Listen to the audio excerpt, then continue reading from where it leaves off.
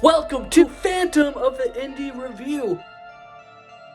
You flying saucer? It's 90 Ween, baby! Wayne. What is 90s Ween, you ask? Now until Halloween night, I will be reviewing 5 of the most visceral, macabre, and twistedly insane indie horror movies of the 1990s. I am a 90s baby at heart, you knew it. I remember being terrified by the It miniseries. I remember watching Goosebumps every goddamn day after school. I remember Surge in cans. You remember that drink? And today, with my love of horror and my nostalgic drive for the 90s, I want to talk about 5 horror movies of that time. Ding dong! Woo! And today I'm going to start off with the first one. A hidden gem, but probably the best movie on this list. I'm starting off fresh and I'm going to slowly decline, like a lot of YouTubers do.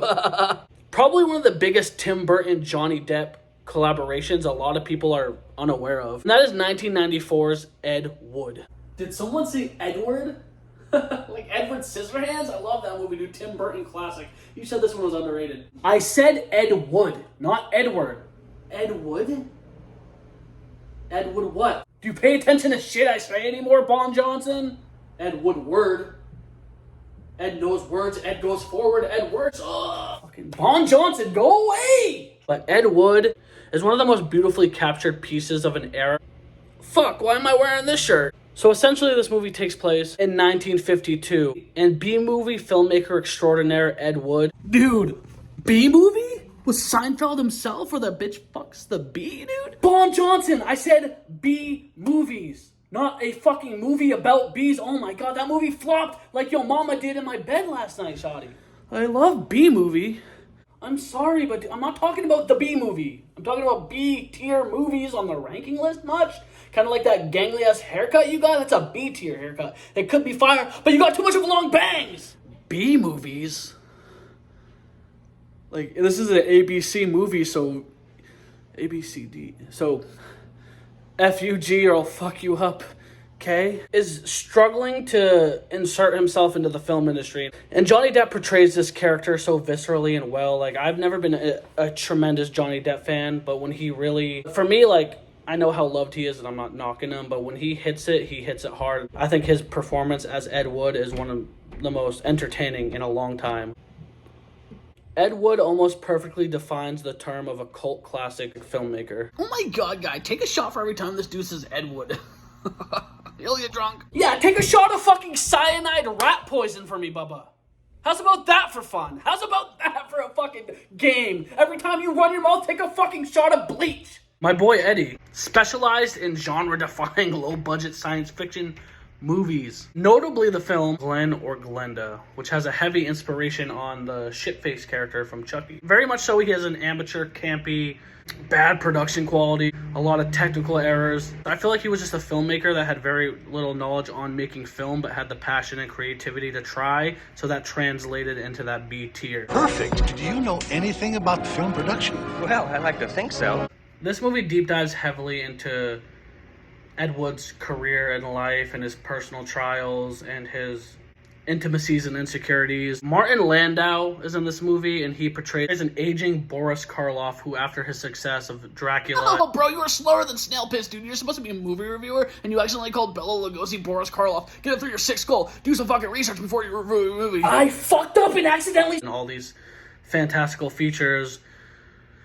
goes for that one last hurrah and tries to band together to him to make a movie. And I'm telling you right now that the aesthetic and ambiance and 850s atmosphere of this film is so well executed. How Tim Burton does it with his set pieces and little dialogue and little intricacies is such a phenomenal feat for a director to do, so hats off to the guy. And the movie just unfolds into a chaotic underdog story of him trying to pursue his passions. And also, what, Billy? Oh, right, he wants to do the part of the video where he gives spoilers, so if you care for spoilers too much, who gives a fuck? Hey, yo, Billy, come on, dude, why are you giving away the entire fucking movie? Literally minutes within Tim Burton being attached to this project, he approached Johnny Depp to portray Ed Wood, because when you have that much confidence in yourself and you surround yourself with greatness, Johnny Depp was one of the few... I feel like one of the few actors of the time that could really dive into this. There are many other actors of the 90s that are on par with Depp, but Depp is so profound at playing these quirky, oddball, eccentric beings, and I really feel like they hit it out of the park. Supporting cast is Sarah Jessica Parker, Patricia Arquette, Jeffrey Jones, and Bill Murray, a quirky band of misfit celebrities that are awesome. This movie explores grief in an interesting way too, where, as this is not a spoiler because it's based on actual events, when Bela Lugosi passes away, it kind of leaves Ed Wood in this stalemate of trying to find a new star and a new mold to his decently successful career that he reinvented. So at a later age in his life, he has to shift and reevaluate the situation again, which is very taxing and hard for a filmmaker to do. All in all, I love this movie. I highly suggest it. It is one that you should watch during the October season. It just has this old school eerie vibe to it. And then it also has that hint mashup of the 90s. You know, when like a lot of 90s movies, they'll remake something from the 50s. So it has like that clashing nostalgia of what the 50s feel like and 90s do. It's a pretty sick movie. I guess Edward would have liked that review you did, Buster. Paul Johnson, piss off! If you like my video, you should definitely subscribe. Press that little stupid ding-a-lingy button that harasses you, telling you, hey, it's me. I'm here. And I'm gonna say it one time. Give me a hell yeah for horror. The most uncomfortable coffin I've ever been in.